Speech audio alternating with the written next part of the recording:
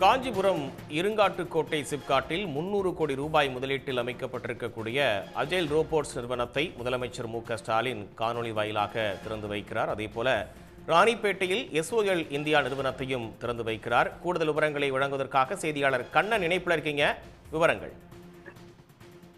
தமிழ்நாடு முதலமைச்சர் மு.க.ஸ்டாலின் இன்றைய தினம் சென்னை தலைமைச் செயலகத்திலிருந்து 2 தொழில் நிறுவனங்களை காணொலி காட்சி மூலமாக திறந்து வைத்துள்ளார். அதன்படி பார்த்தோம் என்றால் காஞ்சிபுரம் மாவட்டம் இருங்காட்டுக்கோட்டை சிப்காட் தொழில் பூங்கா வளாகத்தில் அமைக்கப்பட்டுள்ள அஜைல் ரோபோட்ஸ் என்ற நிறுவனத்தை தமிழ்நாடு முதலமைச்சர் மு.க.ஸ்டாலின் சென்னை தலைமைச் செயலகத்திலிருந்து திறந்து வைத்துள்ளார். இந்த நிறுவனம் பொறுத்தவரை செயற்கை நுண்ணறிவு சார்ந்த ரோபோட்டிக் இயந்திர பாகங்கள் உற்பத்தி செய்யும் ஆலையாக இந்த ஆலையானது அமைக்கப்பட்டுள்ளது.